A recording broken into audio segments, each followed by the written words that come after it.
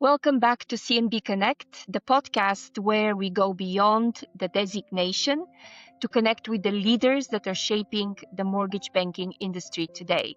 I'm Val Buresch, and today I'm very excited to welcome Jeremy Bowling, CMB. Jeremy is the Strategy and Business Development Manager for Mortgage Lending and at Huntington National Bank. Jeremy, it's really exciting to have you. Welcome to the show. Thank you. I'm really excited to be here, Val. I appreciate the invite. I was thinking about our history together. I think you and I met for the first time at the OCC REACH. For those people who don't know what REACH stands for, it's the Roundtable for Economic Access and Change. It was an initiative that the OCC ran for about 4 years, I think. And so we were meeting on a regular basis, leaders from banking, business, technology, discussing how can we reduce barriers and increase participation in the nation's economy of different groups. Let's start with maybe just a quick introduction. Just introduce yourself and also your CMB journeys. Well, sure. I'm Jeremy Bowling. Like you said, I'm Strategy and Business Development Director here at Huntington Bank for the mortgage team. And I've been here just over 5 years, which is nothing at Huntington, of course, because the tenure here is pretty crazy. But I've been in this role. It's my first bank. I come from the IMB space. It's been a journey, and you mentioned Project Reach. Convergence has been another thing.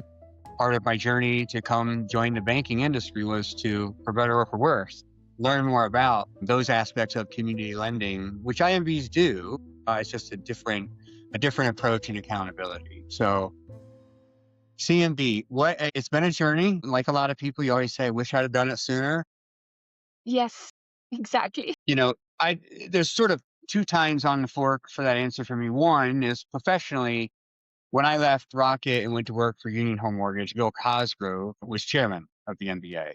And I learned quickly the importance of industry involvement and advocacy.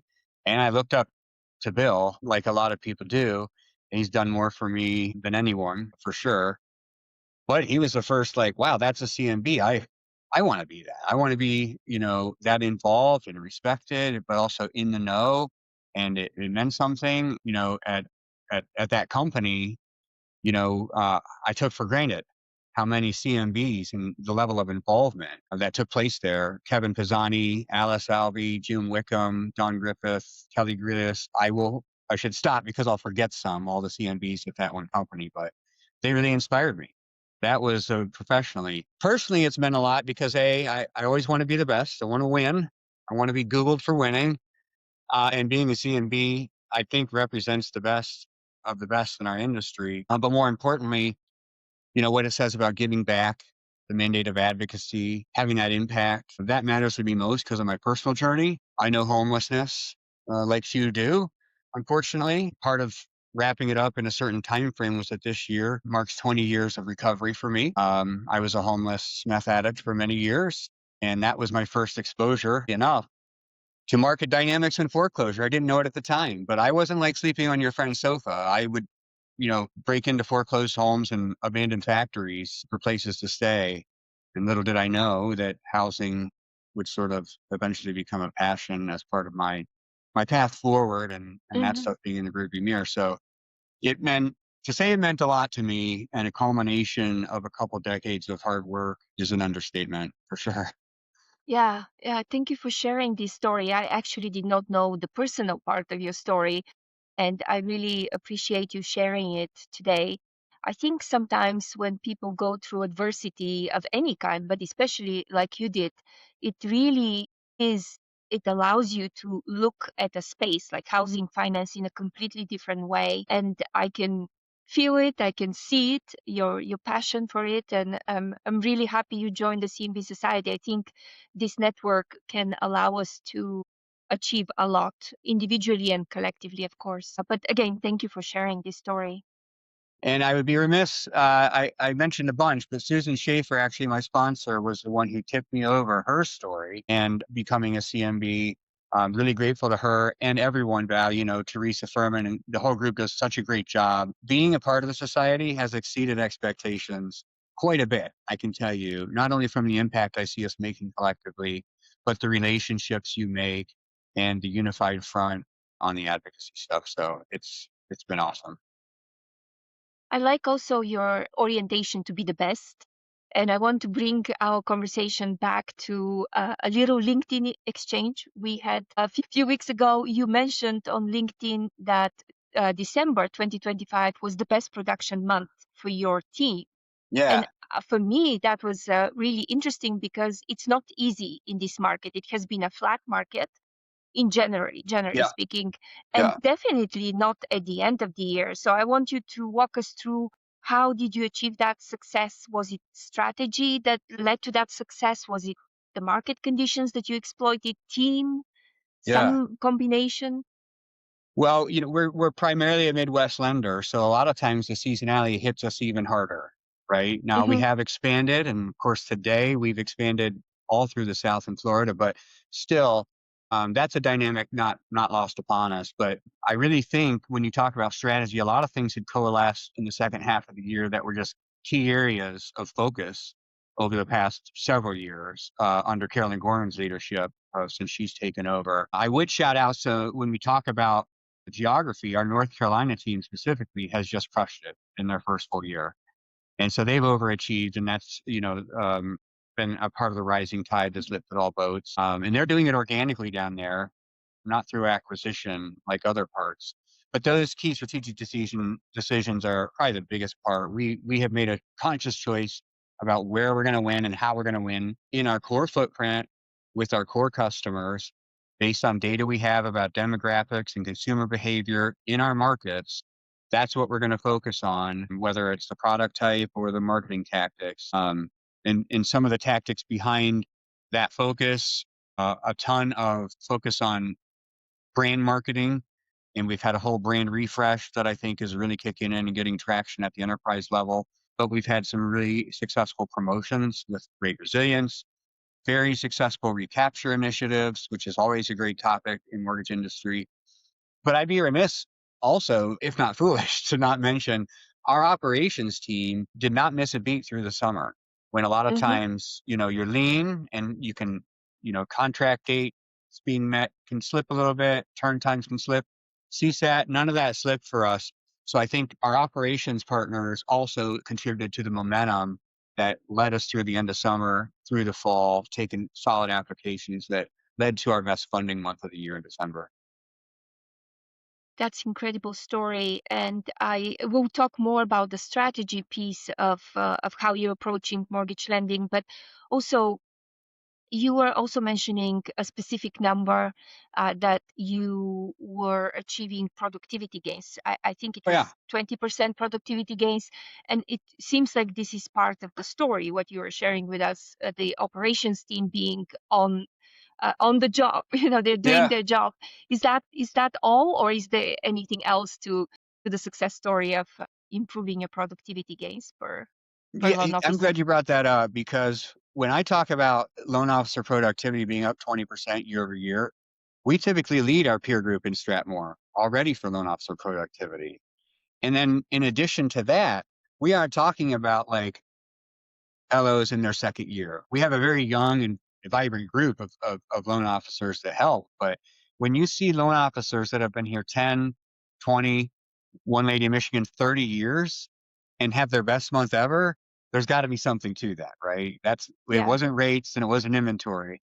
So our culture of coaching, which I know sounds cliche, but it really isn't. Our culture of coaching and how we've doubled down on that, whether it's leadership or sales development programs, Allison Hansgen and team and Nima have done a great job driving those programs, but that's how we win. You win as a result of powerful coaching, hence my Signetti reference. But when you see loan officers of all experiences having that level of year over year improved success, it's pretty cool.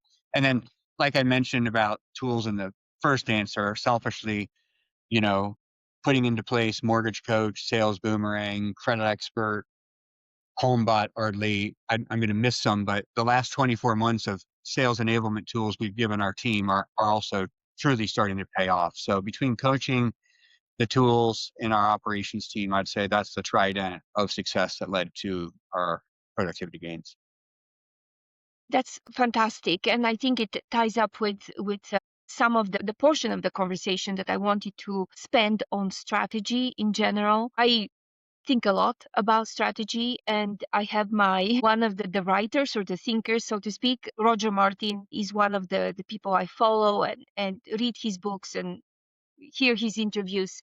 He says that a plan is not a strategy, and because a plan is a list. You're checking your plan, but to win, what you're also ties to what you're saying, it takes more than a plan. It takes more than a checklist. It's positioning you in a place where you can differentiate yourself from your competitors. You can capture the target market that you want to go after. So I'm just curious about that. How do you think about strategy at Huntington Bank? Banks are notorious for having plans, budgets, moving Yes. slowly. How do Yes. you do this? How do you manage that kind of a structure, very bureaucratic? I just can't come No, that with another word right now, but you know what I mean. Yeah, a little bureaucracy is not lost upon me, and it's been my answer sitting here today has evolved a lot over the past few years, not even just from before I came to Huntington, but within Huntington. And a lot of that, I would say, is Brand Standrich, our president, has really brought a lot of clarity to what strategy and planning and tactics, making those delineations. So there's no ambiguity. If you're paying attention here at Huntington, there's no ambiguity about what our strategic plan is. To me, as you mentioned, Roger Martin, to me, it's clear choices about where we compete and how we will win. Those are the choices that lead to the plan that you execute on.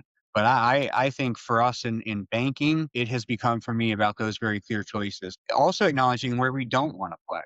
There's no shortages of places to make money and be successful in the industry. You can't be everything to everyone. We're very distinctly clear that we are not trying to be everything to everyone.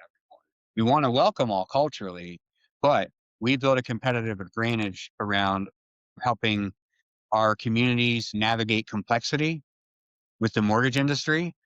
And that's why when we look at data and the consumer behaviors and the demographics of who our customers are, our core customers, that's why the first time homebuyer space is somewhere that we're so successful, because of the guidance we provide with whether it's DPAs or programs going beyond mortgage to long-term financial planning. This resonates in the markets and communities we're in, and it's all relationship-based. And that has a lot to do with the overarching strategy of the bank and the consumer bank especially. So aligning with that on those clear choices is what leads to, you know, the forthgoing plan then that you execute on to be successful. Because you mentioned first-time home buyers, let's continue with that topic for a moment. You also mentioned in one of the LinkedIn posts that you put that you're closing a first-time home buyer loan every 30 minutes. And I think that's massive. And I want to understand whether this is a marketing message or is it real? Is it real for you guys?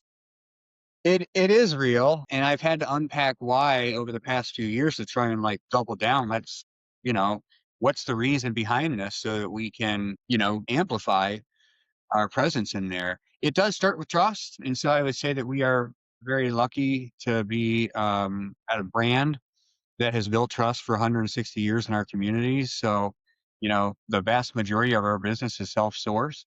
So when the realtors and our centers of influence trust our brand and they trust our loan officers, them passing through and trusting, whether it's their customers or their families um, that are first-time home buyers, them trusting us with those referrals is really important.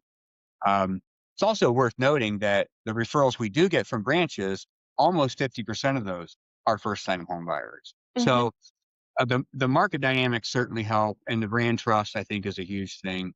Once we sort of learn and understand those things, then the last couple of years we put significant focus resources into providing advice and guidance to augment that trust. We've been known for trust, but we've had opportunities to get better with advice and guidance. So that's where you do bring on a mortgage coach, credit expert.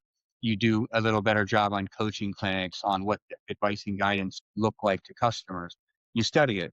We redo our surveys so that we ask about advice and guidance. And not only did they receive it, did what they Hmm. received meet their needs?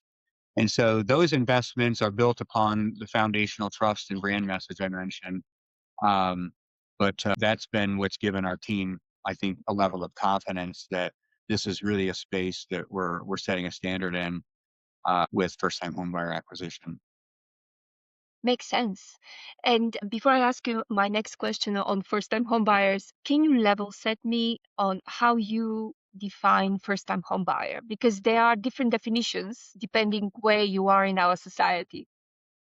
Yeah, we how we define it when it comes to our production, we're usually using application data. So that's pretty much our fundamental source. We also reconcile that with like the NAR data and other sources. We look at percentages and penetration rates of our own 4 million plus customers and how that compares to the metro area specifically that they're in. But we try and stay aligned with generally uh, how the broader industry measures Yeah, first-time home buyers. right. It is kind of confusing when you think about it. In housing finance, we measure it as borrowers who did not own a home in the last 3 years, roughly Right, speaking. Yeah. right. But when you think about it, it could be that that borrower did not own a home in the last 3 years, but it had that she or he had owned the home 10 years ago. Is that a first-time home buyer? Some people, there are different definitions. We at Polygon Research also follow the standard housing finance definition for 3 years, 10-year home ownership, kind of a cutoff date. But it's interesting that there are some, it could be confusing when you talk about first-time home buyers. Well, I will say internally, one thing we do that we also reconcile some things before I go out on LinkedIn and brag about them. When it comes to certain products and promos that are very prevalent in our first-time homebuyer penetration, those are blatant.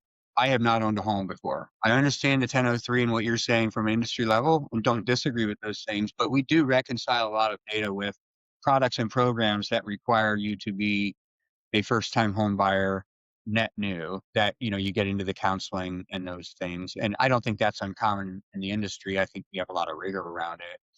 But because those things can be a little more nuanced, they aren't as broadly published from one lender to the next because they could be very product and program specific. We take the agency data. There is a very clear signal there when we analyze markets and things like that. You guys are as good as they get. I will say that, Val, when it comes to that type of analysis. Thank you for that. So, speaking of this segment, the first-time home buyer, what do you think is different about serving them today versus 2 years ago when the interest rates start, or 3 years ago when the interest rates start going up? I think that the level of education and handholding that loan officers need to be able to do with their realtor referral partners and their first time home buyers has gotten even more significant despite the Mm, technology and despite a lot of great technology that's specifically focused on home buyer education, by the way. There's some great platforms out there now, but I still think that there's a level of that human connection that with AI, all these other things, mhm. I think there's a sort of a reinvigoration, renaissance, if you will, of how important that advice and guidance that you get from a human is, and that comfort, that empathy, so that when you're breaking down, you know, what your payment's going to be based on today's rates and trying to put things in perspective for people, it helps them get to a point where it's not just about payment, it's not just about rate. We talk about their goals and we talk about, what is the point of owning a home for you in the first place and what's the value behind that? How does that even translate to your future plans? So I'm really proud of our net promoter scores and our customer satisfaction scores when it comes to questions around those things, because clearly I think that's what our sales team puts a lot of focus on. So that helps us win in that space. I still do think that there's a lot to be seen. This answer might be a lot different 12 months from now, right? With Mhm. what AI was over the summer, compared to even AI today is quite a bit different. And that Hmm. they're all using it and they all expect a digital experience. But I Totally. still think no matter how digital and how high those expectations go for customers on their technology expectations, the human element stands out even more. And it will be even more important. It's just that high level nuance that human to human can supply versus Yeah. the AI will be very good, I think, about providing very objective information. It's just that last mile of communication will be still human. Yeah. Generally speaking, if you ask AI if it's a good time to buy, they're probably going to say yes and give you what makes sense in the answer. Yeah. But does it? Yeah, or what also happens, it can agree with you, the AI. You ask a question, it agrees with you, and then when you push back, it changes its answer immediately. You're It's kidding. very Yes. interesting. Yeah. That's right. I've never lost an argument with AI. So I want to talk about the elephant in the room, or maybe this is the opportunity. I also saw another announcement from the Huntington Bank that you guys have completed your acquisitions. So, Yes. so you Yes. made a massive where to play. Speaking of strategy and playing field, you made a bet, a choice rather, Hmm. where to play. You acquired Cadence Bank and Veritex Community Bank last year. Yeah. You completed those acquisitions. You're going into the South. You mentioned the performance of your North Carolina team, but now you are expanding officially in South from Midwest to the South. And that's a big deal, I think. So I just want to pick your brain. What would have to be true about 2026 mortgage market for this bet to be a home run in 26, immediately after the acquisition? Yeah. Well, thanks for acknowledging that. It's obviously a big deal and a huge investment. Hmm. And there is no plan B, nor should there be. At the risk of sounding overly confident, I have seen plan A. I don't think our strategy to be successful in the South is reliant on any specific dynamics or shifting winds in the market itself, but that goes for the entire footprint. We put a lot of rigor around understanding all eight sides of the equation and the environment so that, it means we do have a plan that involves potential contingencies and what I call pivot preparedness, if you will. But setting rates aside, because that's always the one thing that there's plenty of forecasts that they can all claim who's right. There's still a pretty narrow spectrum outside of black swan or major events that people will pretend to have predicted anyway. But the new normal of inventory and product capabilities, as well as the blatant need in the market, the need for housing and the hunger that people have to upgrade their housing as well, makes the environment ripe to succeed. And noting, as the significant macro growth expectations of these markets we're talking about, whether Hmm. it's, Texas specifically or just the South, Georgia is a powerhouse when it comes to the purchase market the last several years. So that is not lost upon us. So we're prepared for contingencies, but the plan itself is based on a menagerie of forecasts, and we measure those to make sure our plan is relevant. But should there be tailwinds, well, we'll lean into more volume, but more volume itself won't necessarily equal success. I'd actually argue that should there be headwinds, I think we're prepared to succeed even more because of our conservative, low to moderate, risk appetite. So our plan A is aggressive, but it's still conservative and prudent. But if there's any headwinds, I believe, especially compared to peers, we're actually set up to succeed even more just because of our strategic foundation. And the brand team and the marketing teams have been doing and will continue to do a fantastic job of making sure that our story is also being told loud and clear in the new markets. And the South is one of the biggest, most vibrant markets. It Yeah, has been in the last few years, and it makes sense. That's where a lot of young people move their jobs. It's a big engine, and I yeah, I love the optimism that I hear in your voice about there's no there shouldn't be a plan B. You go with your plan, and with forecasts, someone who works with data, they are usually wrong anyhow. So it's to the extent that you know your local markets, that you can manage Right. the messaging, spot the opportunity as it comes and act on it. I think that's where that agility of a lender comes to play when expanding in that kind of way.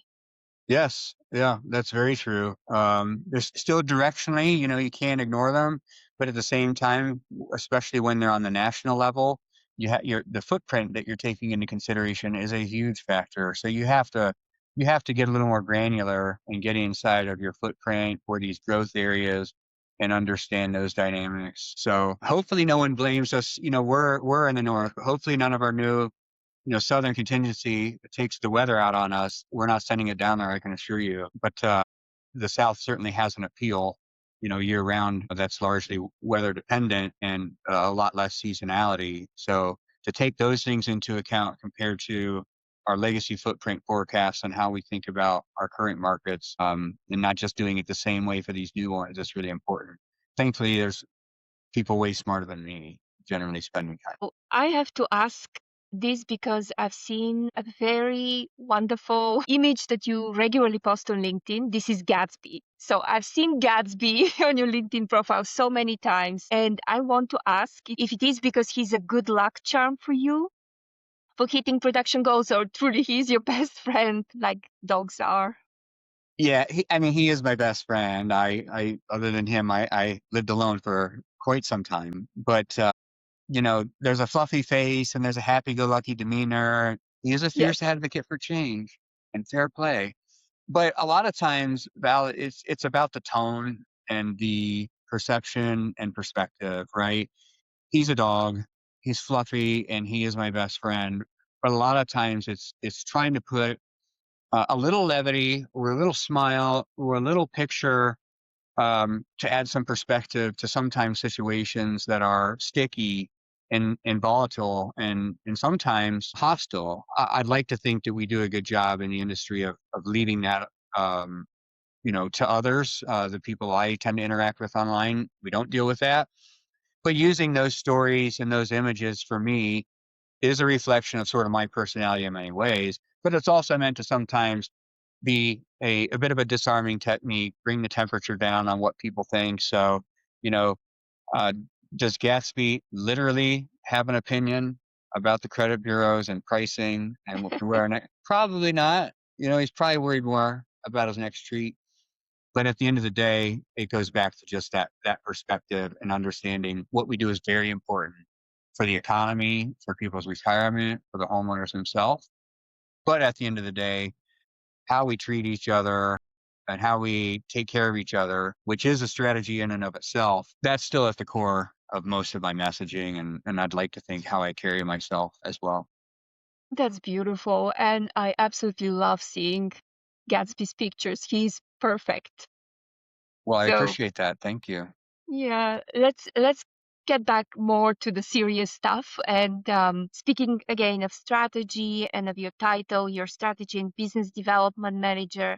And I wonder if this is a lot. What do you think those two functions are complementary to each other, or should they, or are they sometimes in a kind of a conflict with each other?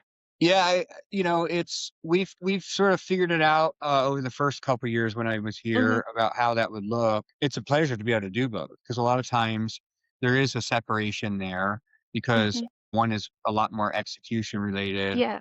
and you know they're they're both big jobs in and of themselves. I'm blessed with an incredible leadership team that makes it a lot easier for me than it should be, but they're different muscles. In mortgage leadership, you need both. I'd like to think that one makes the other better. But as we, sort of alluded to earlier, strategies, the architecture, it's the blueprint that you build the actual plans and execution off of. It's making those hard choices about your positioning and priorities in the market.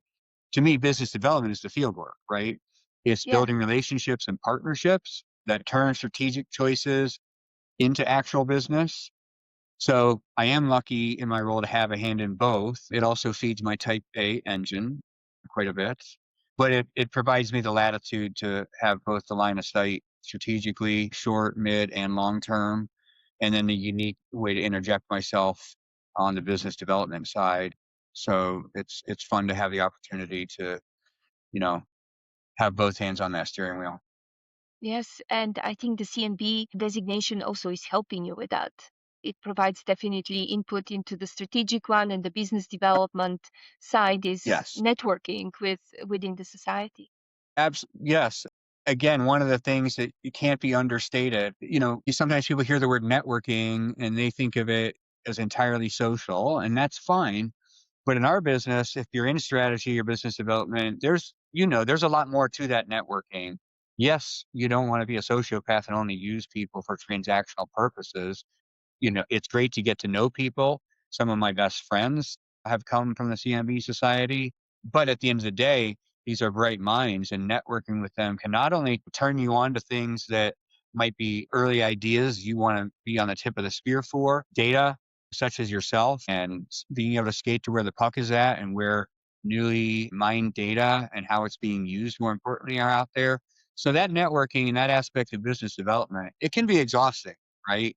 But in order to really be plugged in and know what's going on out there, which is required to be good at your job, the CMB has been a huge lift, and I believe helping me make my job better.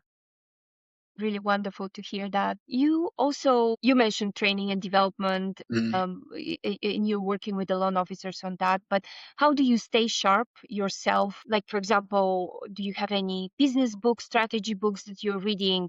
Who are you learning from? And also, what conferences, and apart from the CMB Society, do you have other communities that matter to you? Yeah.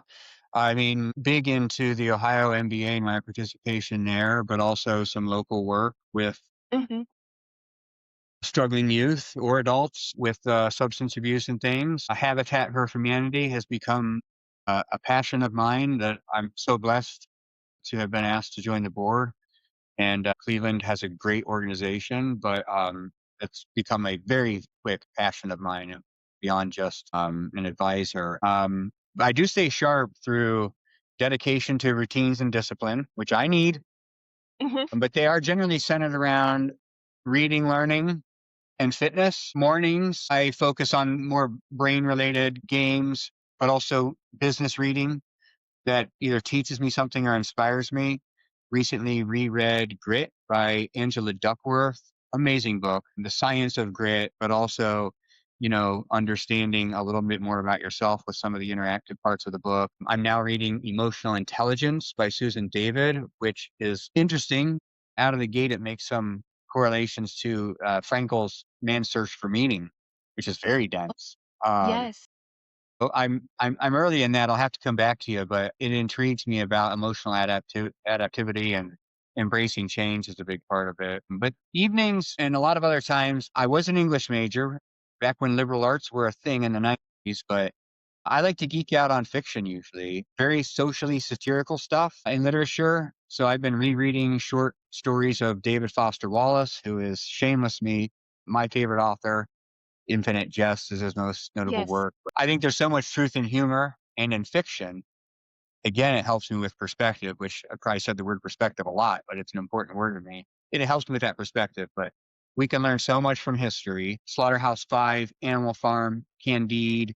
These are all classic works that are as relevant today as they were when they were written. And I often find you can learn some lessons there and help them sink in even more than just blatant advice that comes from the business books. I also listen to some podcasts. I love Julie Louis-Dreyfus's podcast, Wiser Than Me. She largely interviews just very powerful and prominent women that have all kinds of great wisdom to convey. And she actually is re airing, I think, her interview with Catherine O'Hara this week. I'll be sure to take that in. She's a favorite icon, but I just look up to her a lot. Huge Seinfeld and Beat fan. But that, and then the rest is History Podcast, which is a history podcast with some humor to it, Hmm. similar to my literature leanings. I just find that there's a lot you can learn from history, and that's why from time to time in posts when I make a comment about we know better this time though, right? That's usually just a very loaded way of referring to, you know, my passion for looking backwards in order to understand what's ahead of us. Because it's, like I said, so much of what we've already gone through is as true today as it was then. This is perfect. And the books that you listed, I would like to list them in the show notes. Yeah, So if I have forgotten anything, I'll come back to you and make sure that I have listed every book because they sound amazing and I've read many of those, but I think it's important to go back and even reread some of those books. I yeah, agree with you that you can learn a lot from history.